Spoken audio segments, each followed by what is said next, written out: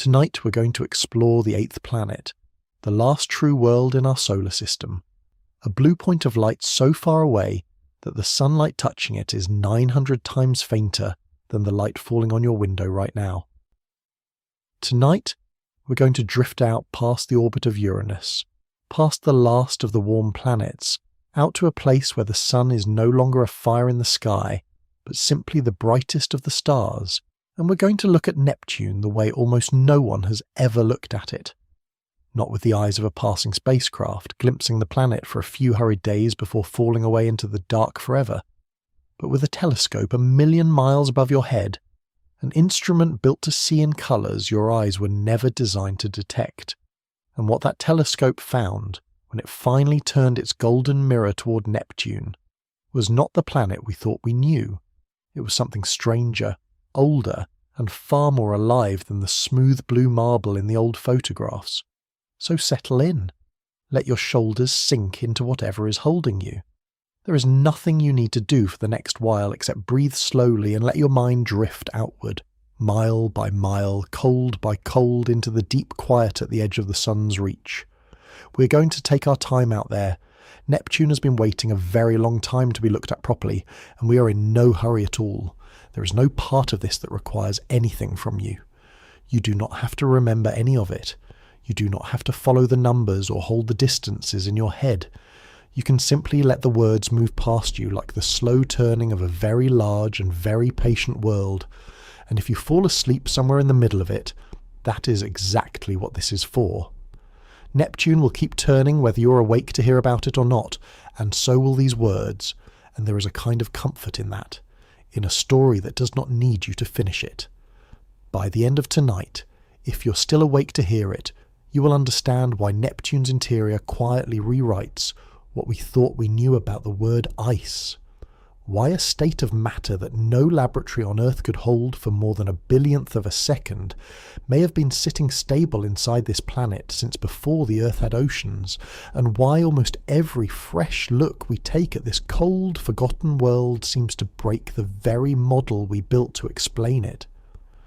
Let me begin by placing Neptune in your mind, gently, the way you would set a small cold stone in the palm of your hand. Picture the sun, the ordinary sun you know, the one that warms your face and lights your days. Now picture yourself pulling away from it, past the Earth, past Mars, that small rust-coloured world, past the great belt of asteroids, past Jupiter, striped and enormous, past Saturn with its rings, past Uranus, tipped over on its side, and then, far beyond all of it, in a stretch of darkness so wide that everything you have just passed would fit many times over inside the gap, you would find Neptune. It is the 8th planet, and it is the last of the true planets, the outermost of the 8 worlds that circle our star. Beyond it there is only the Kuiper Belt, that thin scattering of frozen bodies where Pluto drifts, and beyond that, effectively, nothing at all until the next star, which is so far away that the light leaving it tonight will not reach Neptune for years. Let me tell you first how far away this is, because the distance is the whole story, and it is a distance the human mind was never built to hold. Neptune orbits the Sun at an average of 2.8 billion miles.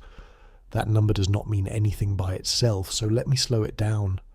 Light, the fastest thing there is, the thing that crosses the distance from the Sun to your face in about 8 minutes, takes 4 hours to reach Neptune.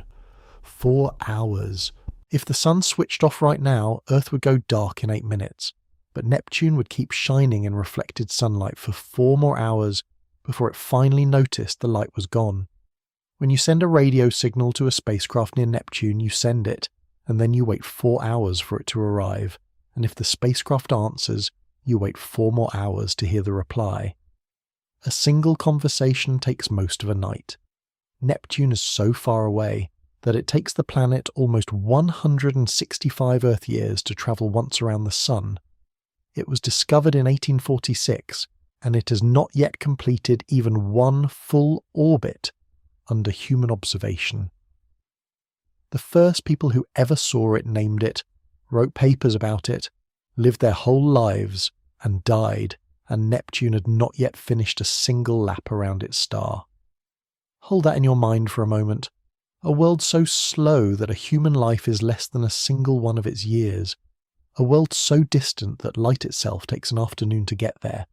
And around this cold, slow, patient planet, we have flown a spacecraft exactly one time in all of human history. Once.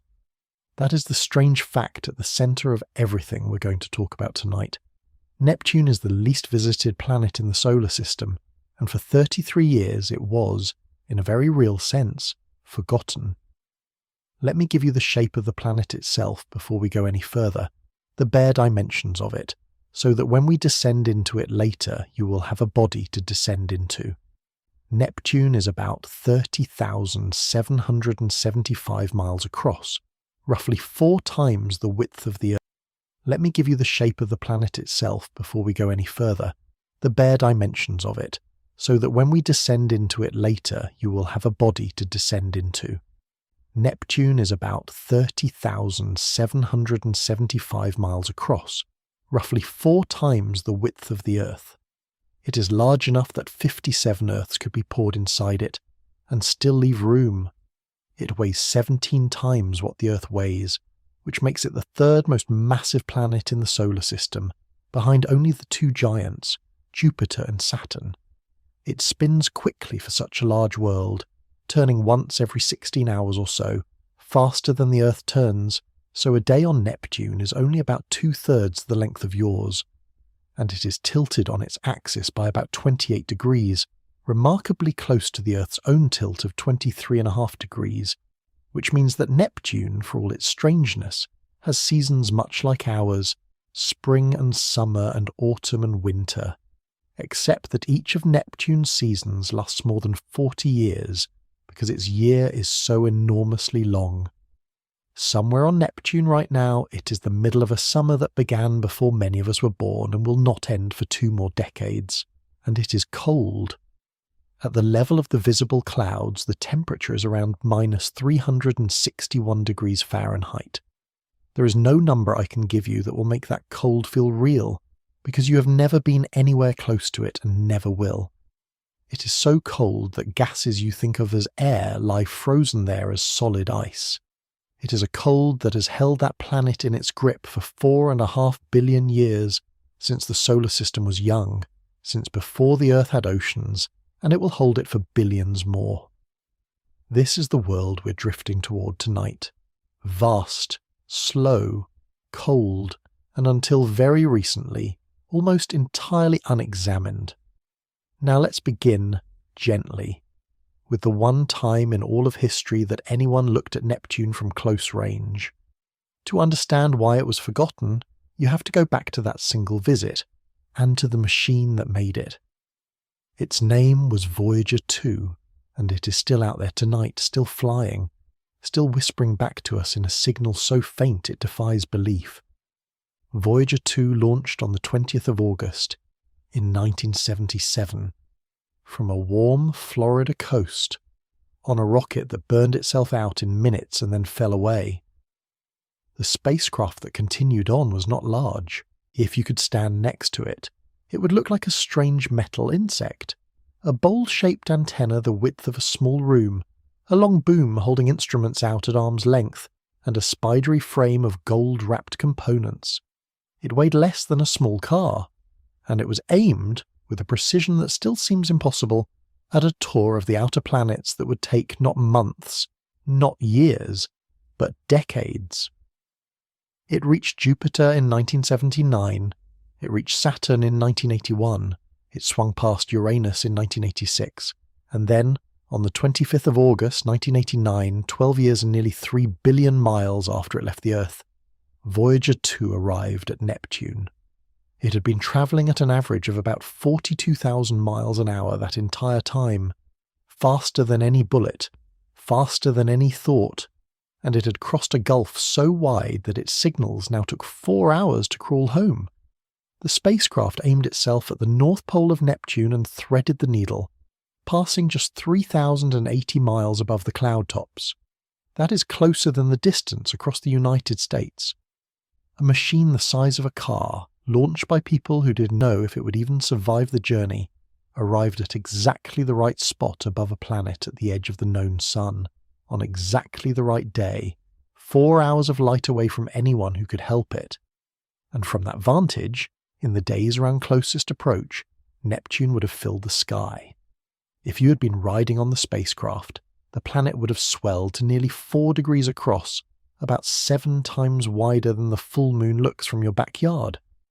A deep cobalt disk, faintly banded, and there, unmistakable, a dark oval the size of the entire Earth, turning slowly across its face. Voyager 2 returned more than 9,000 images of Neptune and its moons in that brief encounter, and almost everything we knew about Neptune for the next 3 decades came from those few days. It is worth pausing here on the strangeness of that colour, because it is a small mystery in itself. In Voyager's images, Neptune glows a deep cobalt teal, a blue so rich and saturated that it looks almost artificial, like ink.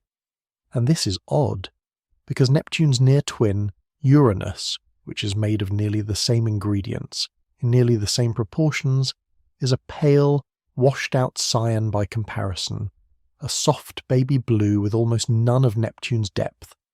2 worlds built from the same recipe, and one is a deep sapphire while the other is a faint pastel. The answer, as best we understand it, comes down to haze. Uranus has a thicker layer of pale haze sitting high in its atmosphere, a kind of milky veil that mutes and lightens its colour. Neptune's haze is thinner, so more of the deep blue light scattered by methane comes shining through.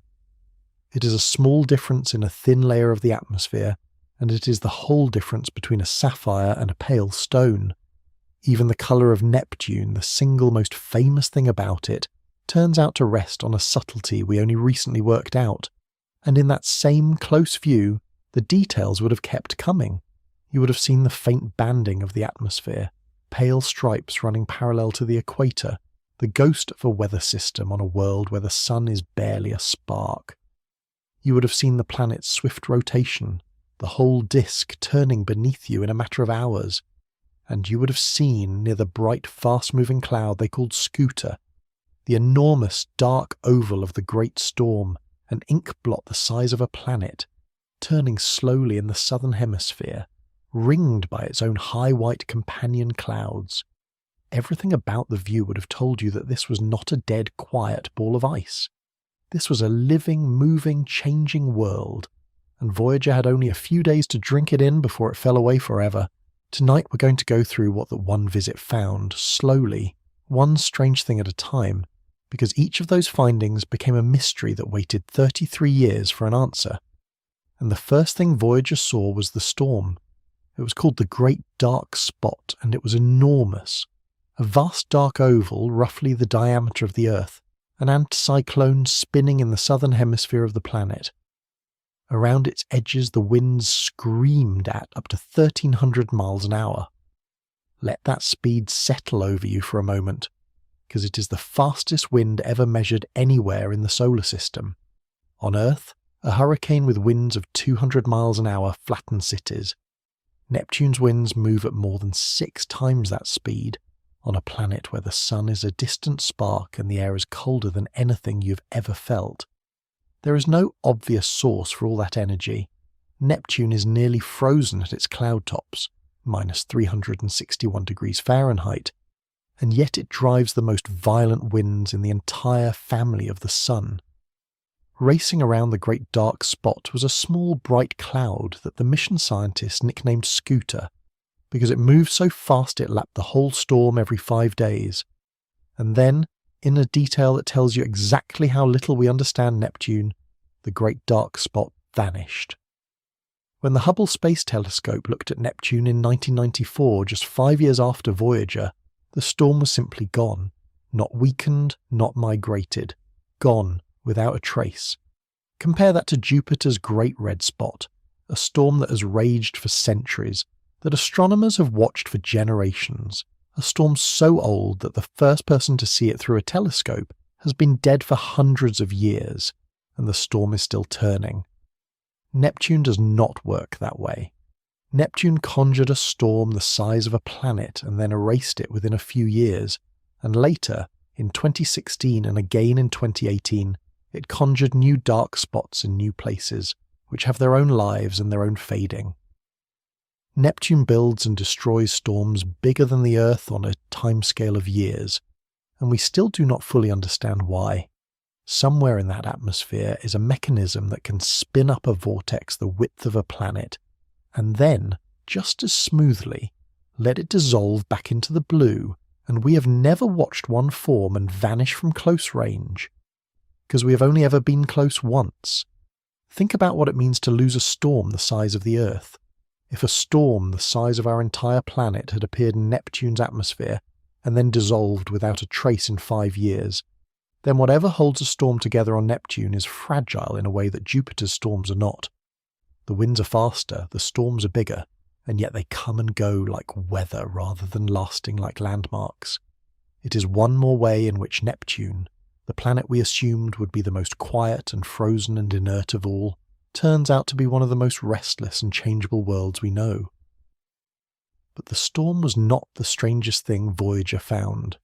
The strangest thing was invisible, and it was buried inside the planet, and it would take the human race until the year 2019 to even begin to understand it. Voyager measured Neptune's magnetic field, and the magnetic field made no sense. On Earth, the magnetic field is generated deep in the core, in a churning ocean of liquid iron, and it comes out more or less lined up with the axis the planet spins on. Your compass points north because Earth's magnetic poles sit close to its geographic poles, tilted only about 10 degrees off. That is the normal, sensible arrangement. Jupiter has it. Saturn has it. The field comes from the centre, and it lines up roughly with the spin. Neptune does not do this. Neptune's magnetic field is tilted 47 degrees away from its rotation axis, 47 degrees, nearly halfway to lying on its side, and worse, it does not come from the centre of the planet at all. It is offset, shoved to one side, displaced by more than half a planetary radius, roughly 13,500 miles away from Neptune's core. Imagine a bar magnet buried inside a spinning ball, but not at the ball's centre. Instead, it is jammed off to one side and tilted at a crazy angle, and as the ball spins, the whole magnetic field wobbles and tumbles like a top that cannot find its balance. No other planet we knew of behaved like this, except, strangely, Uranus, its twin, which has almost the same defect, its own field tilted nearly 60 degrees and shoved off centre in the same peculiar way.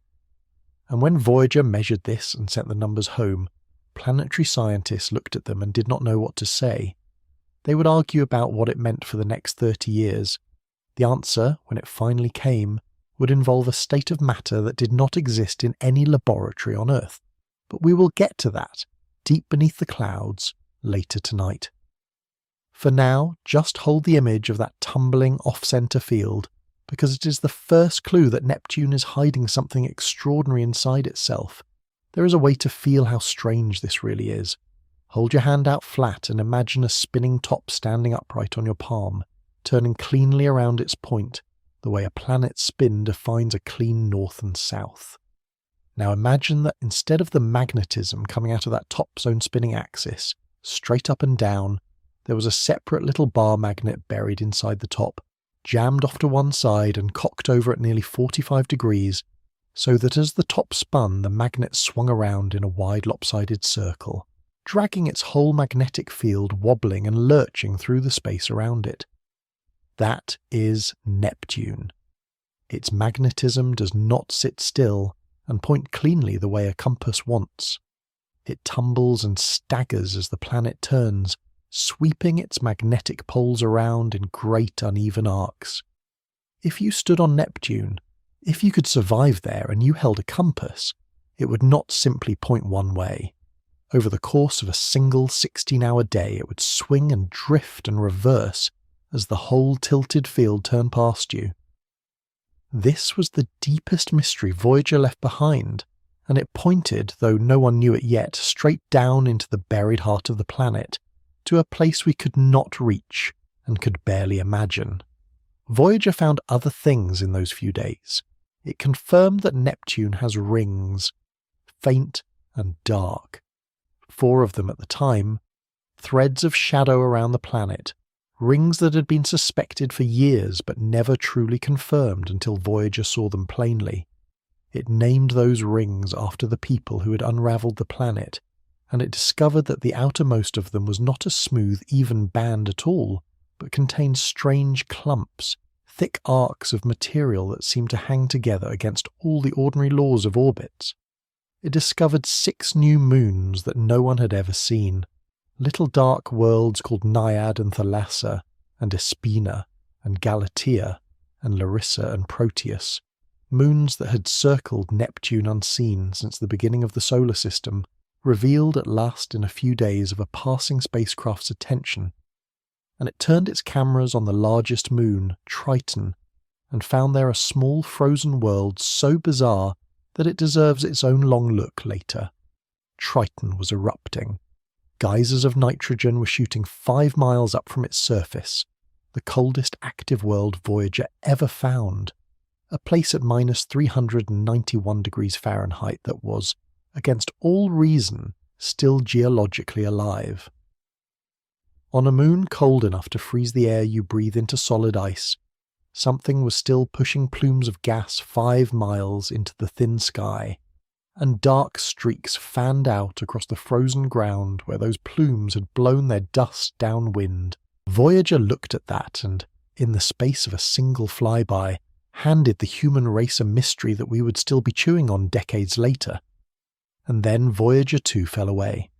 It had spent 12 years reaching Neptune, and it spent only a few days there, and then the planet's gravity bent its path and flung it downward and out of the plane of the solar system, into the endless dark, on a road that will never bring it back. It is still going tonight. It has crossed out of the sun's bubble entirely now, out past the edge of the sun's influence, into true interstellar space, the space between the stars, still transmitting on a power supply that produces about as much electricity as the little bulb inside a refrigerator. Think about that. Everything Voyager 2 has ever told us about the outer solar system, it whispered across billions of miles on a signal weaker than a refrigerator light. Its transmissions, gathered now by the enormous dishes we keep on Earth for exactly this purpose, are fainter than almost anything else we listen for, and yet, decade after decade, we still hear it, still catch its thread of a voice coming home from the dark. But it left Neptune behind forever in 1989, and after it left, no one came back. It fell away below the plane of the planets and kept falling, and Neptune shrank behind it, and within days the closest look the human race had ever taken at the 8th planet was over, not to be equalled for more than 3 decades. For 33 years, no spacecraft visited Neptune. Think about how much changed on Earth in those years. Whole generations grew up. The entire architecture of modern life was built. And through all of it, Neptune turned in the dark, unwatched from up close, known only from those few days in 1989 and from what distant telescopes could squint at from billions of miles away. Neptune became the forgotten planet, the one we had checked off the list, the one that was too far and too expensive to visit again. The mysteries Voyager left behind, the tumbling magnetic field, the vanishing storms, the erupting moon, all of them just sat there, waiting in the cold for someone to look again. And it is not as though we have stopped thinking about going back. There are proposals, always proposals. When the community of planetary scientists sat down a few years ago to decide which distant world should get the next great mission, they chose, in the end, to prioritize Uranus rather than Neptune. And so even the next dream of the outer planets points at the twin rather than at Neptune itself. There has been talk of a Chinese mission that might launch around the year 2033 and arrive at Neptune around 2045, a spacecraft that could finally circle the planet the way we have circled Jupiter and Saturn. But talk is not a spacecraft.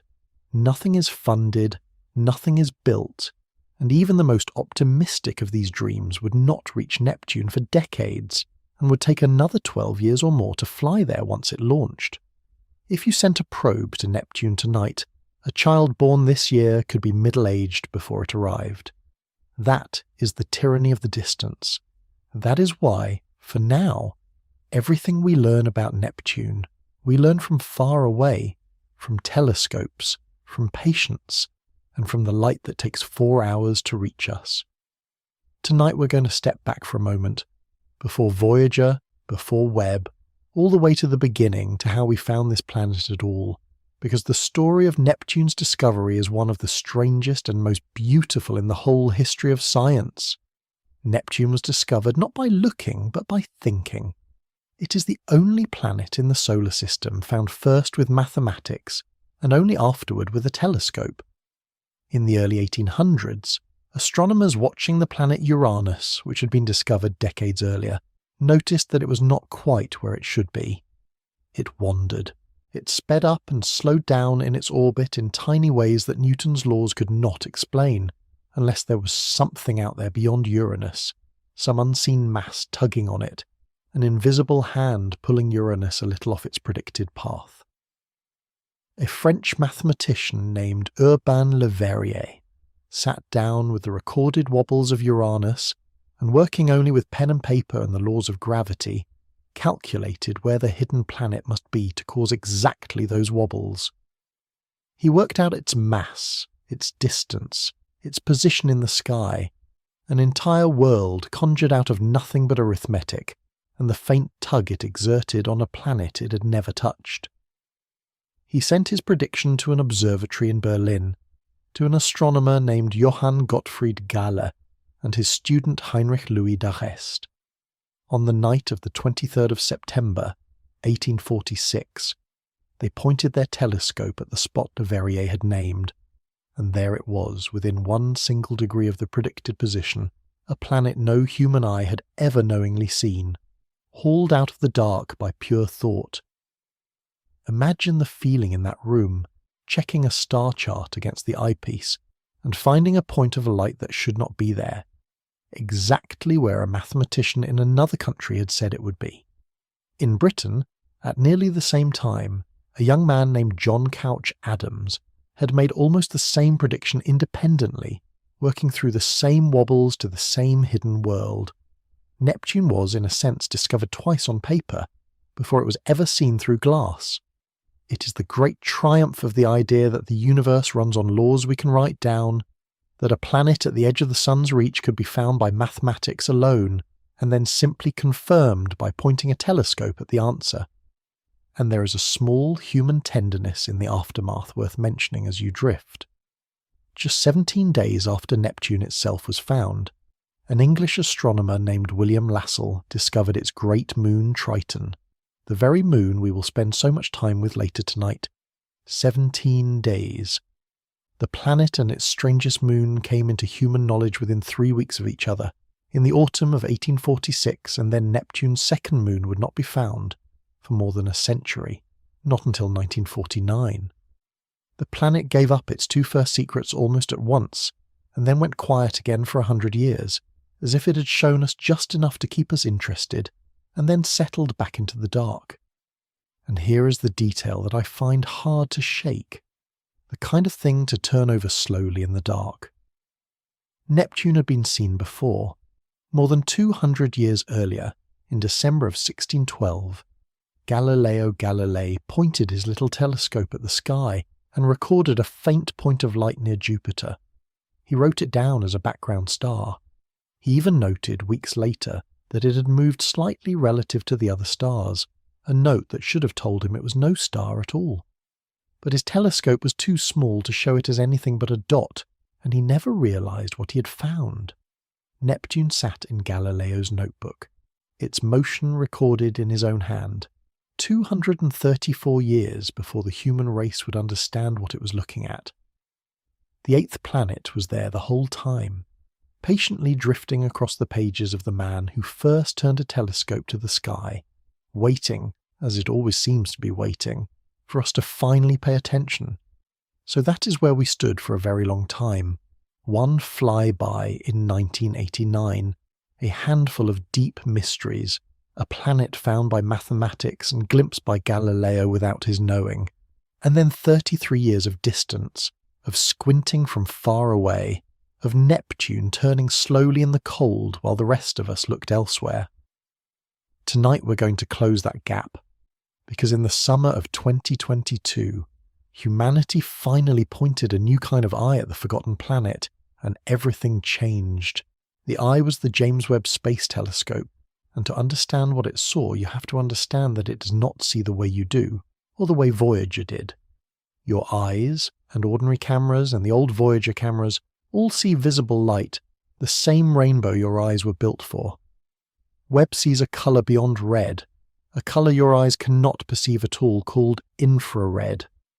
Infrared is the light of heat, the light that things give off simply by being warm, or that filters through in wavelengths longer and slower than the red edge of what you can see. And it turns out that when you look at Neptune in infrared, you're not looking at the same planet. You're looking at a completely different world wearing Neptune's shape. On the 12th of July, 2022, the James Webb Space Telescope turned toward Neptune and opened its infrared eyes for less than 2 hours. Less than 2 hours. And in that short time it saw more of Neptune than the Hubble Space Telescope had managed to gather in 30 years. Webb was not close. It sits about 1 million miles from Earth, at a quiet gravitational balance point called L2, still nearly the entire distance to Neptune away. And yet from that enormous distance, with no close approach, no flyby, no rushing past, it produced images of Neptune's rings clearer than anything captured since Voyager flew right past them in 1989. It did this because infrared light, and a mirror 21 feet across kept colder than the space around it, can reveal things that no amount of closeness in visible light ever could. Let me tell you a little about how Webb actually looks, because it will help you picture what happened. Webb does not take one photograph the way your camera does. It looks through a set of filters, each one tuned to a particular narrow band of infrared light, a particular wavelength, and for Neptune it used 4 of them, tuned to wavelengths that scientists label 1.4, 2.1, 3.0, and 4.6 microns. A micron is a tiny unit, far smaller than the wavelengths your eyes can see, and each of these bands reveals a different slice of the planet, because at each wavelength the atmosphere is transparent to a different depth. To make an image you can look at, the scientists take those invisible infrared bands and assign each one a colour you can see, painting the shortest wavelength blue and the longest one red, so that the finished picture is a kind of translation, a rendering into human sight of a scene your eyes could never have witnessed on their own. What you're looking at when you look at a Webb image of Neptune is not a photograph in the ordinary sense. It is a careful, honest translation of heat and shadow and altitude into the language of colour, so that you can finally see what has always been there, invisible in the dark. And the machine that did this is one of the most extraordinary objects human beings have ever built. Its mirror is not a single sheet of glass, but 18 hexagonal segments of gold-coated beryllium, folded up like origami to fit inside a rocket, and then unfolded, one hinge at a time, 1 million miles from any hand that could fix them if they failed. It is kept colder than the space around it by a great 5-layer sunshield the size of a tennis court, because to see the faint heat of distant things, the telescope itself must be colder than what it's looking at, or its own warmth would blind it. This is the instrument that turned for less than 2 hours toward the forgotten planet and gathered light that had left Neptune 4 hours earlier, and read from it a version of the world that no spacecraft, not even Voyager at close range, had ever been able to see. The first surprise, the very first thing anyone noticed, was that Neptune was the wrong colour. Or rather, it had no colour at all. In every photograph you have ever seen, Neptune is a rich, deep electric blue, the bluest planet, a sapphire hanging in the black. That blue comes from methane gas in its atmosphere, which absorbs red light and scatters blue light back to your eyes. But in infrared, that same methane does something different. It absorbs the infrared light so completely, so hungrily, that the whole planet goes dark. In Webb's images, Neptune is not blue. It is a ghostly, dim, grey-white orb, almost black in places, as if the planet had been X-rayed. The famous blue is simply gone, because in infrared there is nothing for it to be blue with. The methane has swallowed the light. But here is the beautiful part, the part that turns this darkness into a tool. Not everything on Neptune goes dark in infrared. Some things blaze. The very highest clouds, the ones made of methane ice floating far above most of the atmosphere, sit above the layer where the methane gas would absorb the light. So they catch the faint sunlight and reflect it straight back before it can be swallowed, and they light up brilliant white against the dark body of the planet. In Webb's images, Neptune looks like a dark sphere splattered with electric white paint, streaks and spots and swirls of the brightest, highest, coldest ice crystals in the outer solar system, glowing against a planet that has otherwise vanished into shadow. And because only the highest clouds glow, the darkness becomes a kind of ruler for altitude. The deeper into the atmosphere something is, the more methane sits above it, and the more thoroughly its light is swallowed. The higher it floats, the brighter it shines. Webb, in other words, does not just photograph Neptune. It reads Neptune's atmosphere layer by layer, using the darkness itself to measure how high each cloud is floating. It sees the three-dimensional structure of the sky. This is the kind of thing that infrared eyes, and only infrared eyes, can do. Tonight we're going to walk through what Webb found in that structure, and the first new feature it revealed had never been seen before in the entire history of looking at Neptune. Wrapped around the planet's equator, Webb found a thin, continuous band of brightness, a glowing belt encircling the middle of the world. Picture the seam on a baseball, but glowing faintly with its own warmth, a luminous thread wrapped around an otherwise dark sphere. No previous telescope had ever shown it. Not Voyager at close range, not Hubble in 30 years of watching, not the great telescopes on the mountain tops of Earth. It took Webb's particular infrared eyes to draw it out of the dark for the first time. The leading explanation is that Neptune has a great global circulation, a slow turning of the whole atmosphere, air rising in some places and sinking in others, the way warm air rises and cool air falls in a room but wrapped around an entire planet. At the equator, the theory goes, the air is sinking, descending from high in the atmosphere to all the deeper layers, and as it sinks it presses down and compresses, and compressed air grows warm. The way a bicycle pump grows warm in your hand as you push the air into the tyre. That warmth, faint as it is, glows in the infrared, and Webb can see it. So the glowing belt around Neptune's waist is a signature of the planet's entire weather system. A band of heat marking the exact place where the whole atmosphere is quietly descending. It is the kind of thing you could never see with your eyes, a slow breathing of the atmosphere made visible only in heat. And I will tell you honestly, as we will keep doing tonight, that this is the leading idea rather than a settled fact. No one has yet measured the temperature of that band directly to prove that it is sinking, warming air, but the pattern fits, and it gives us for the first time a glimpse of how the whole vast atmosphere of Neptune circulates, in a single glowing thread we did not know was there until a summer afternoon in 2022.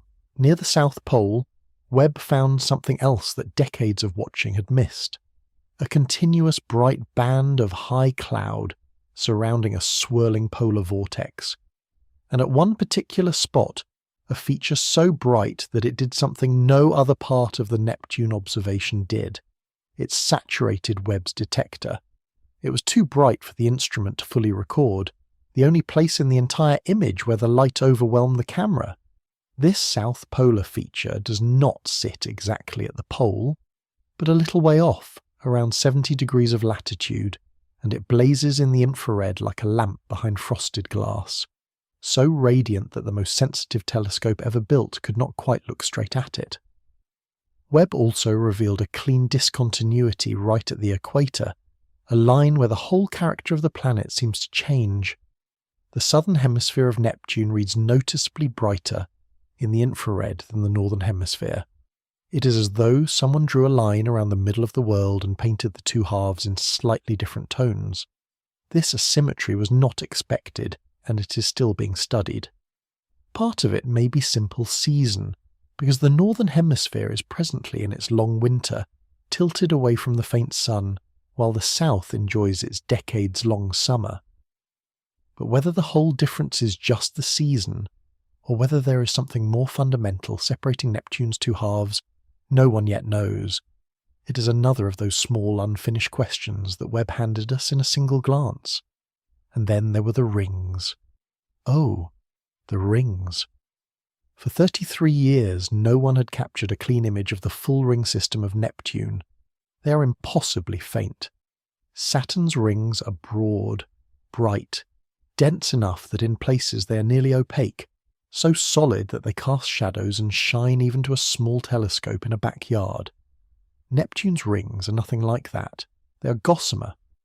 To measure how much a ring blocks the light passing through it, astronomers use a number called optical depth, and where Saturn's brightest rings reach an optical depth of 2.5, nearly opaque, some of Neptune's rings have an optical depth of 1/10,000th, a value so small it means the ring is barely there at all, a whisper of dust hanging in orbit.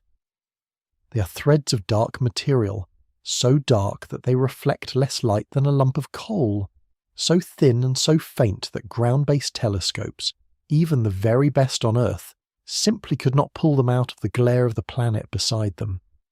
For 33 years they were effectively invisible to us, and yet Webb, in a single night, laid them out plainly.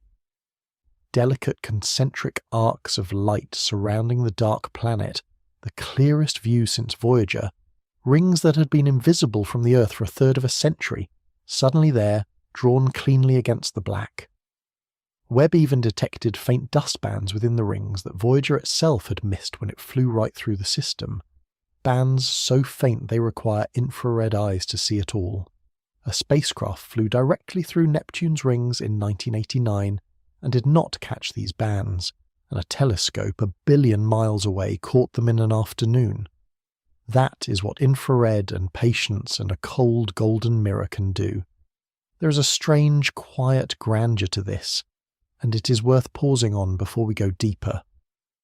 When Webb photographed Neptune, it also photographed everything behind Neptune.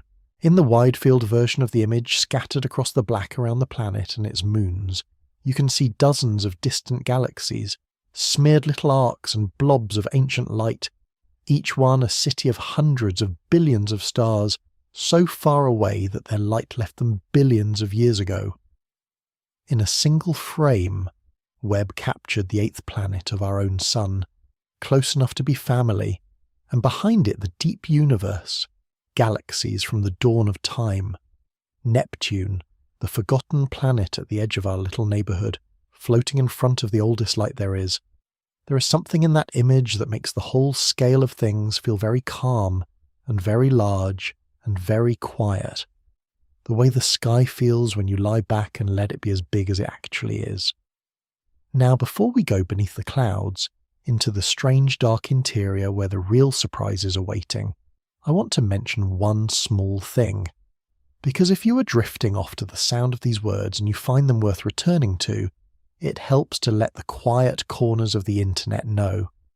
If you have followed along this far, you might consider following Deep Space Drift wherever you are listening, on Spotify or wherever these long nights of the solar system reach you, so that the next drift finds its way back to you when you need it. That is all. No urgency. We will simply keep going out here in the cold for as long as you like. Because the truly unexpected things about Neptune are not on the surface. They are beneath the clouds, in a place no eye will ever see, where the pressure is millions of times greater than the air around you and matter itself is squeezed into shapes that do not exist anywhere on Earth. Tonight we're going to descend into that interior, slowly, layer by layer, and I promise you it is stranger than any storm. Start at the top where the clouds are and begin to fall. Neptune is not a solid planet. There is no surface to land on, no ground beneath the clouds, only atmosphere thickening gradually into fluid, and fluid thickening gradually into something even denser, all the way down. There is nowhere on Neptune you could ever stand. If you dropped a stone into it, the stone would simply keep falling, the air around it growing thicker and hotter and heavier without any floor to stop it, until the pressure and the heat undid the stone entirely. Keep that in your mind as we descend, because it changes the whole feeling of the place. This is not a world with a surface hidden under clouds. It is clouds all the way down, thickening into something that has no name. If you could drop into Neptune and survive, you would pass first through the high, thin clouds of methane ice, the ones that glow white in Webb's images. The sky above you, in visible light, would be that famous deep blue, darkening as you fell. Then it would begin to change. The blue would fade to grey, and then to a dirty orange, as chemical smog built up around you, ethane and acetylene, the products of sunlight breaking apart the methane high in the atmosphere and letting the pieces recombine into a haze. You would fall through banks of methane cloud dense enough to blot out the faint sun entirely, so that the last of that pale, distant light would go out above you, and you would fall the rest of the way in the dark. Then, deeper still, clouds of ammonia, then clouds of water. And below the water clouds, you would enter a place where nothing built by human hands could survive, where the pressure would crush any vessel and the heat would climb toward the impossible. No probe we have ever built could reach that depth and send back a word. Everything we know about what waits down there, we know from physics and from experiments done on Earth, squeezing tiny samples of matter to the pressures that Neptune holds in its heart. We have never seen the inside of Neptune. We have only calculated it and recreated pieces of it for fractions of a second in laboratories and reasoned our way down into the dark. Neptune is not a gas giant. This is a distinction that matters, and it is the key to everything strange inside it.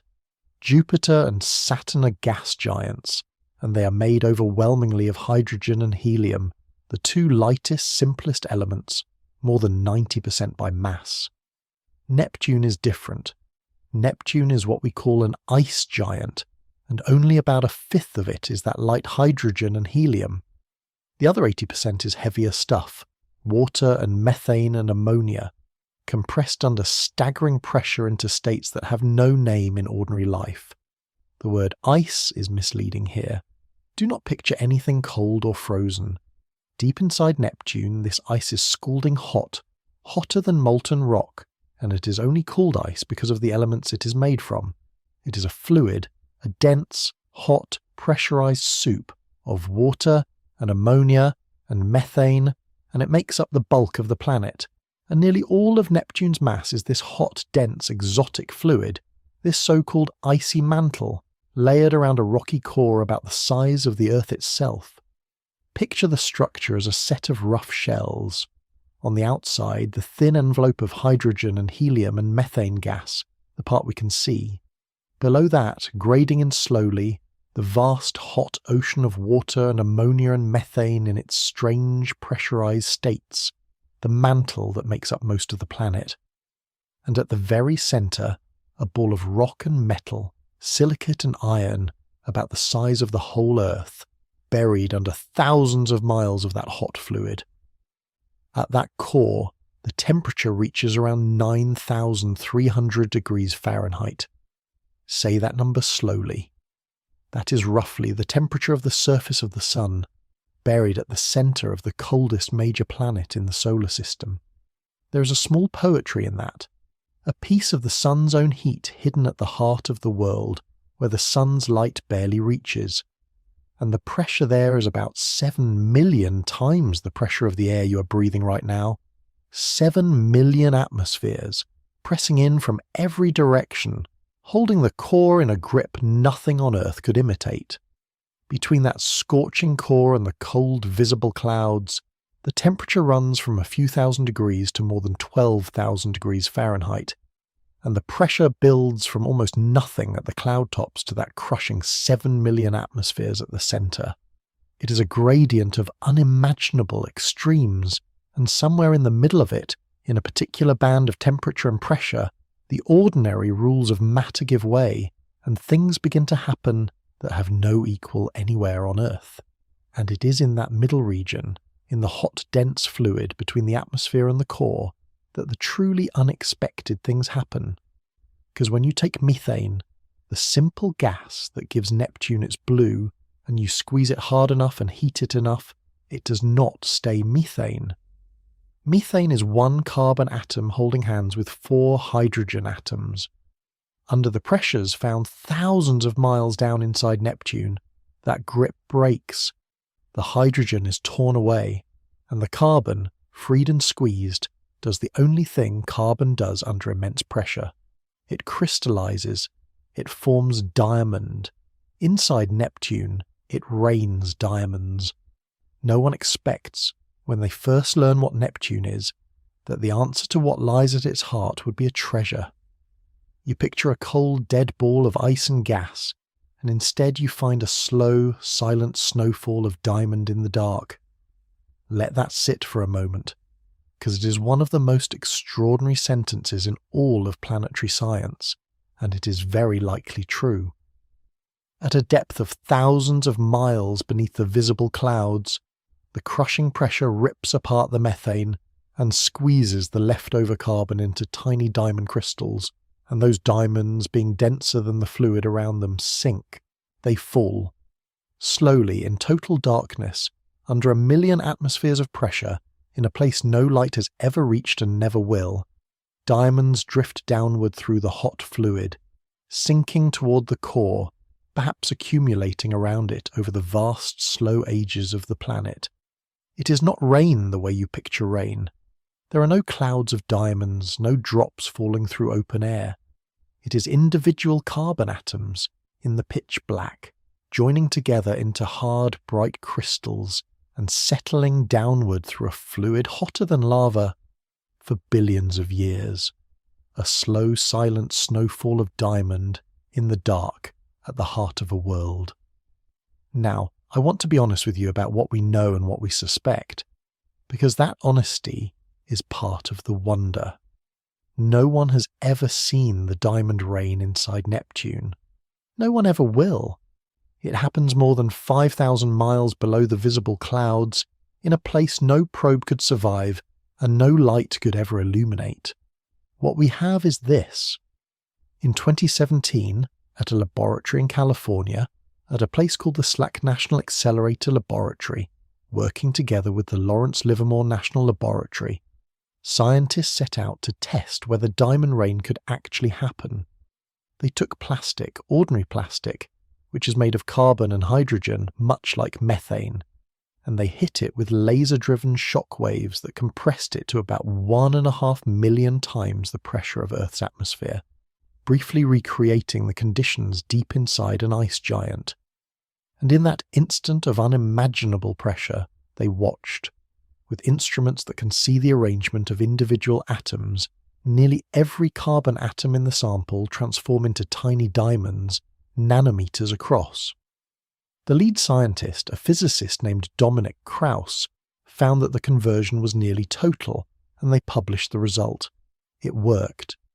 The physics is real. Under the right pressure, carbon-rich material really does turn to diamond, exactly as the theory of Neptune's interior had predicted. So we know the ingredient is there, and we know the pressure is there, and we know that in the lab the process happens exactly as predicted.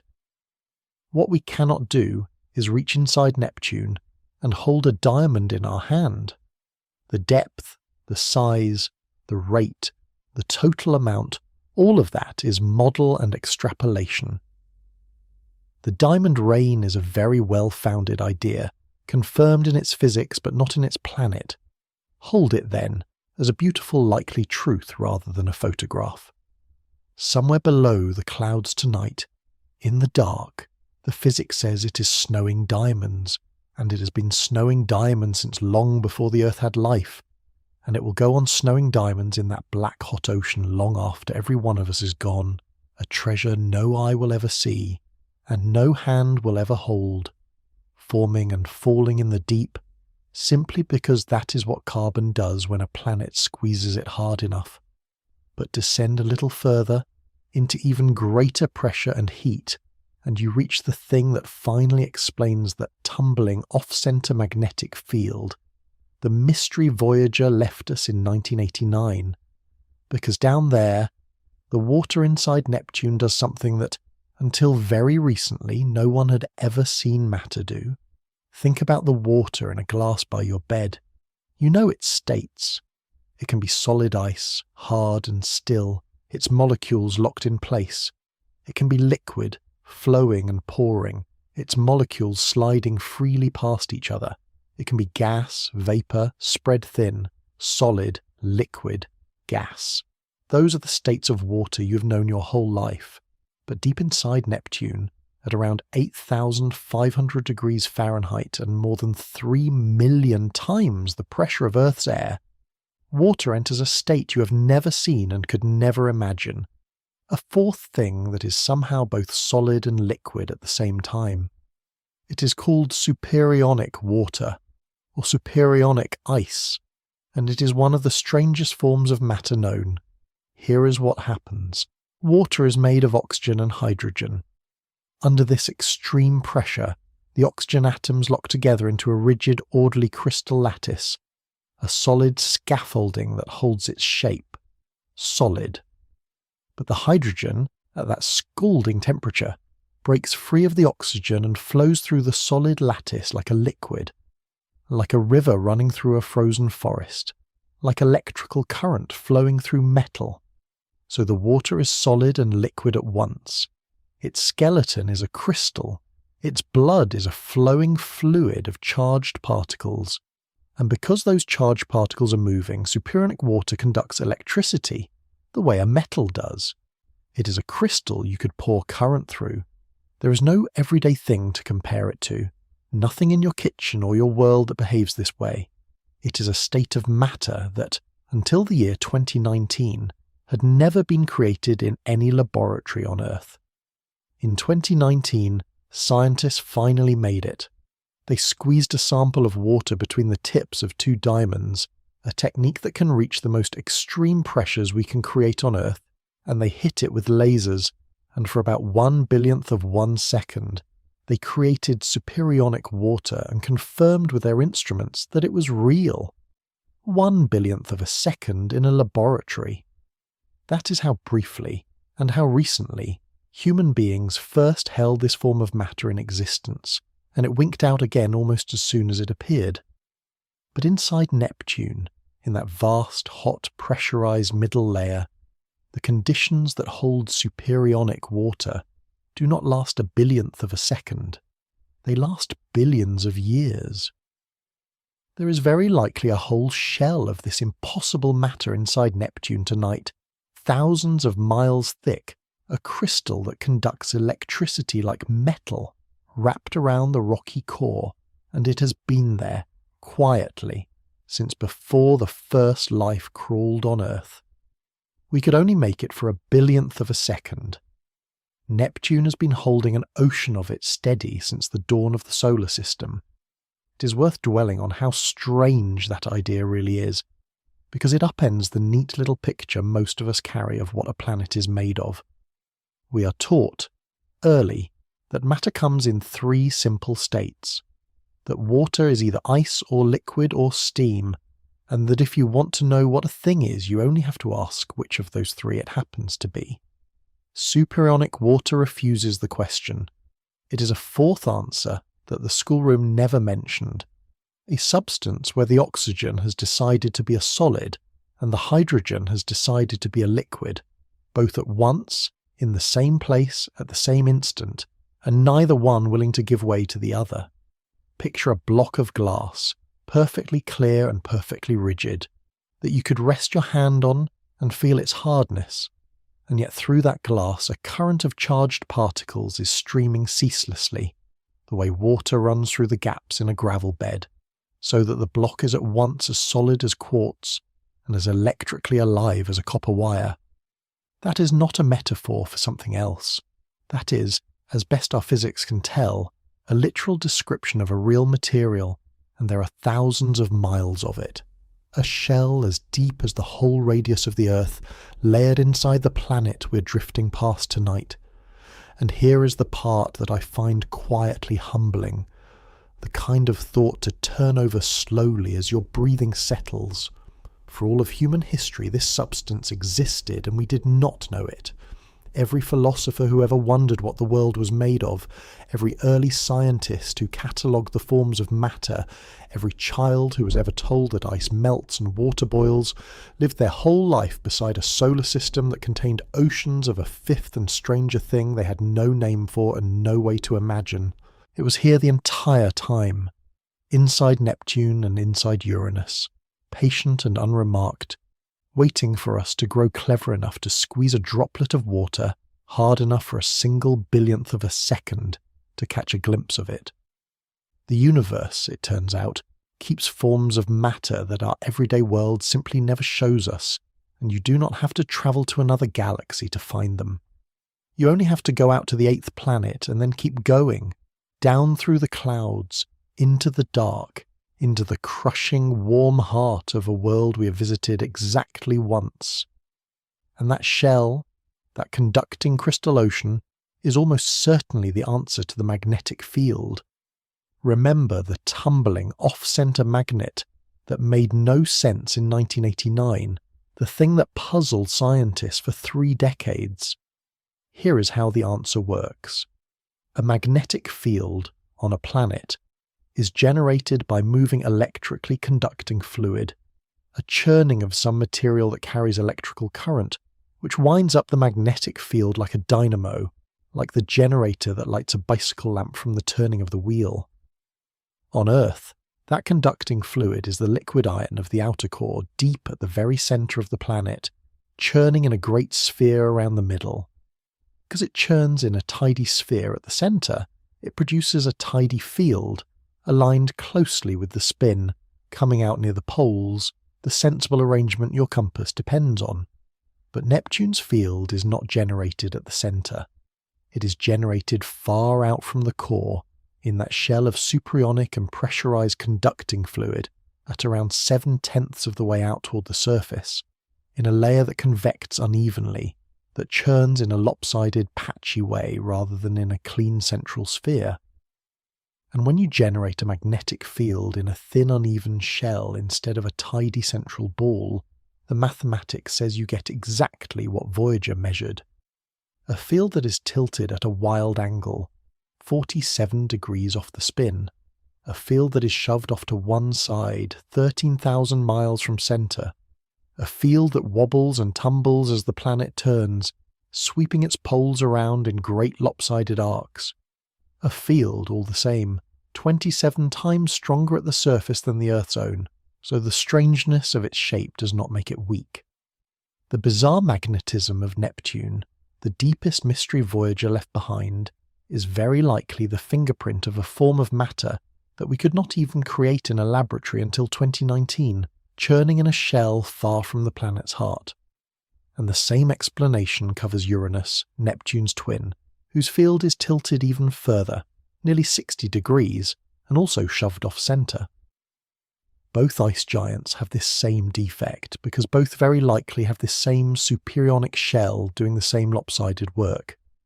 Jupiter and Saturn do not have it, because their insides are made of fundamentally different stuff, of metallic hydrogen churning in a great central region, and so their fields come out tidy and aligned like Earth's.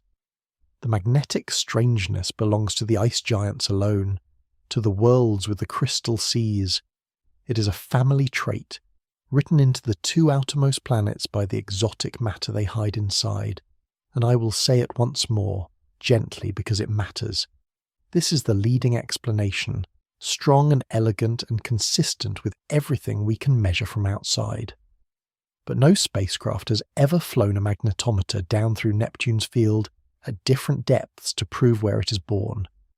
An alternative idea holds that a thin shell of pressurized ammonia and water, rather than superionic ice in particular, does the conducting. The 2 possibilities cannot be told apart from where we stand, a billion miles away. To settle it, we would need to go there, to circle the planet, to read the field from many altitudes, and no such mission is built or funded. So the Crystal Sea dynamo remains a beautiful, well-founded, unconfirmed idea, hanging in the dark below the clouds along with everything else Neptune keeps to itself. And so the pieces fit, and most scientists believe the answer is down there, in the crystal that flows like metal. Neptune's whole magnetic personality, the field 27 times stronger than Earth's at the surface, tilted and displaced and tumbling, all of it likely radiates from an ocean of matter that behaves like nothing you will ever touch. That is what is beneath the clouds. That is what Voyager could not see, and what the strange geometry of the field, measured from outside, points straight toward. Diamonds falling in the dark, and a crystal sea that conducts like metal, generating a magnetic field that has no business existing. Let the whole strange architecture of it settle over you as you drift.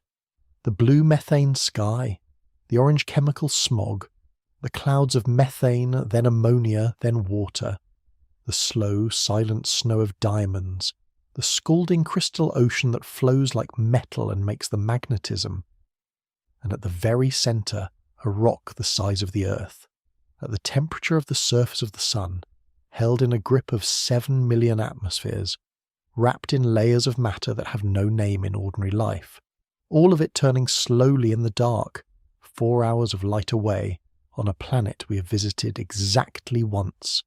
Tonight we're going to keep going, because as strange as the inside of Neptune is, the outside has been playing tricks on us too, tricks that involve the Sun itself reaching across billions of miles to change the weather on a world it can barely warm. Because Neptune's clouds have been vanishing, and the reason is one of the most delicate and improbable connections in all of planetary science. For 29 years, astronomers watched Neptune. Not up close, but patiently from the ground and from Hubble, gathering images year after year, building the longest continuous record we have of the planet's changing face. 3 observatories carried the load: the Hubble Space Telescope in orbit above the Earth's blurring air, the Great Keck telescopes on a mountaintop in Hawaii, and the Lick Observatory in California.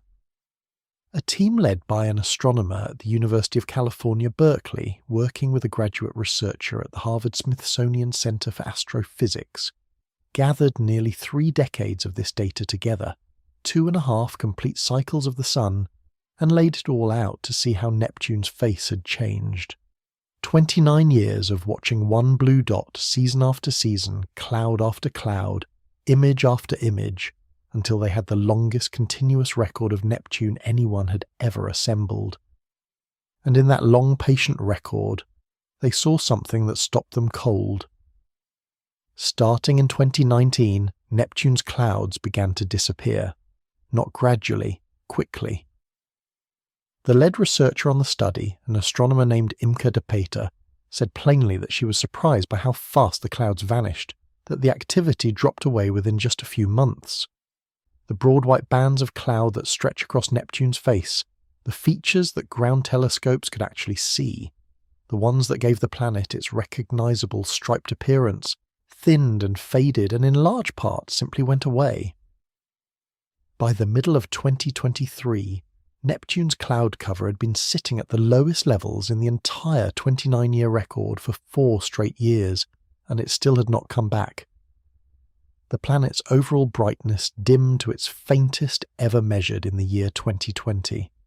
If you follow the record, you can watch it pulse, brightest around 2002, dimmer by 2007, bright again by 2015, and then, in 2020, dimmer than it had ever been in all the years of watching. Neptune, in the ground-based photos, became plainer, dimmer, emptier. The distinctive banding wiped away as if someone had taken a soft cloth and gently wiped the markings from the planet's face, leaving it smooth and blank and quiet. Now, what makes clouds appear and disappear on Earth is weather, driven by the Sun's warmth. But Neptune is 2.8 billion miles from the Sun. It receives only about 1/900th of the sunlight that falls on Earth. The sun out there is not a source of warmth in any way you would recognize. It is merely the brightest star in a black sky. Whatever passes for summer on Neptune would feel to you like the dead of a frozen night. It seems absurd that the sun could reach across that gulf and rearrange the clouds of a planet it can barely illuminate. And yet, when the astronomers laid Neptune's 29 years of cloud cover against the activity of the sun, they matched. The sun has a cycle. Roughly every 11 years it grows more active and then calmer again, its surface storming and quieting, its output of ultraviolet light rising and falling. And when the team compared that 11-year solar cycle to Neptune's clouds, they found that the two moved together with a lag of about 2 years. When the sun's ultraviolet output peaked, about 2 years later, Neptune grew more clouds. When the sun quieted, Neptune's clouds faded. Across 2.5 complete solar cycles of data, the pattern held. The sun, 2.8 billion miles away, with light barely strong enough to cast a shadow on Neptune, was reaching out and writing the weather on the planet's face. How can this be? The leading idea is a chain of chemistry. The sun's ultraviolet light, faint as it is at Neptune, strikes the upper atmosphere and breaks apart molecules there, and those broken pieces begin a slow chain of reactions that eventually produce the particles clouds condense around lower down a couple of years later. The 2-year lag is the time it takes for the effect of an ultraviolet peak to work its way down into visible clouds. It is a beautiful, fragile mechanism, a whisper of light triggering a slow avalanche of chemistry across a 2-year delay. And I will be honest once more. The correlation is very strong, tracked across decades. But the exact chemical pathway the specific molecules formed and how they turn into cloud seeds has not been fully mapped. We know the sun and the clouds move together. We do not yet know every step of the dance between them. What we do know is deeply strange and deeply moving. The most distant major planet has its weather partly conducted by the sun's faint 11-year heartbeat, a signal so weak that it seems it should be lost in the cold, and yet Neptune feels it and answers 2 years later with clouds. There is a simultaneity here worth pausing on, because it is part of why this discovery matters. At the very same time that the Keck telescope was watching Neptune's clouds vanish in visible light, in June of 2023, Webb was capturing Neptune in the infrared. So for the first time we have a chance to look at the vanishing clouds in 2 kinds of light at once, visible and infrared together, the same planet in the same season through 2 different windows. That combined view is meant to help pin down where in the atmosphere the clouds go when they fade, and why. It is the kind of thing that only became possible in the last few years, and it is quietly one of the reasons this old, far-away, forgotten planet has suddenly become one of the most interesting places in the solar system to watch. And the clouds are not the only thing behaving strangely. The temperature of Neptune's atmosphere has been doing things that its seasons cannot explain. Neptune has seasons like Earth, because it is tilted on its axis by about 28 degrees, close to Earth's own tilt. But because Neptune takes almost 165 years to orbit the Sun, each season lasts more than 40 Earth years. The southern hemisphere entered its summer around 2005, and the South Pole has been bathed in continuous faint sunlight for about 40 years now, a single unbroken day 4 decades long. Try to imagine that.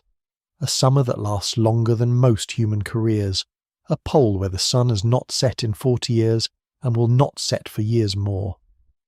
Except that the sun there is so weak, 900 times fainter than the sun you know, that this endless summer day would feel to you like a permanent frozen midnight.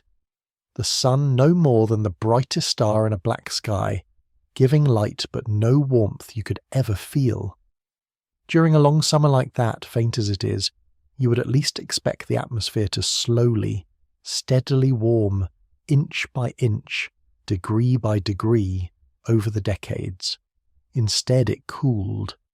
A study of nearly 100 thermal images gathered over 17 years found that Neptune's average temperature high in the atmosphere dropped by about 14 degrees Fahrenheit between 2003 and 2018, even as the southern hemisphere sat in the middle of summer.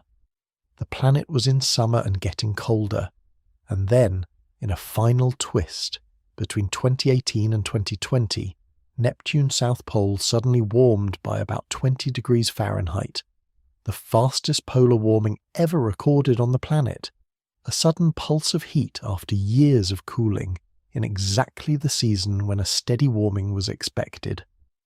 The lead researcher said plainly that the change was unexpected, that they had expected temperatures to grow slowly warmer, not colder, and that such rapid polar warming had never been seen before.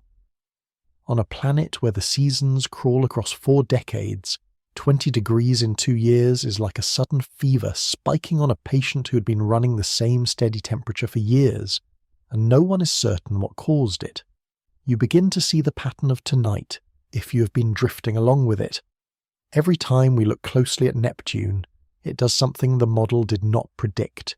It builds and erases storms bigger than the Earth. It carries a magnetic field that tumbles off-center. It grows and loses clouds in time with a sun it can barely feel. It cools when it should warm and warms when it should cool. Neptune keeps breaking the rules we write for it, and every broken rule is an invitation to look again. Tonight we're going to look at 2 more things Neptune has been hiding, and the first of them is a moon so strange that it may not even be Neptune's child at all. It may be a captive, dragged in from the frozen edge of the solar system and never allowed to leave. Neptune has 16 known moons, and in that single Webb image from 2022, 7 of them appear, little points of light scattered around the darkened planet. But one of them is not like the others. One of them outshines everything, including the planet itself. Its name is Triton, and to see it in Webb's images is to be surprised all over again, because in the infrared, Triton outshines Neptune. The planet goes dark, swallowed by its methane. But Triton blazes, the brightest point in the whole system, sitting at the centre of its own 6-pointed star of light, an artifact of the shape of Webb's hexagonal mirror, 6 bright spikes fanning out from a single brilliant point. A casual viewer seeing the image for the first time might well think the bright spike was the star the planet orbits, not a moon circling it. It shines because its surface is coated in nitrogen ice so clean and reflective that it throws back 70% of the faint sunlight that reaches it.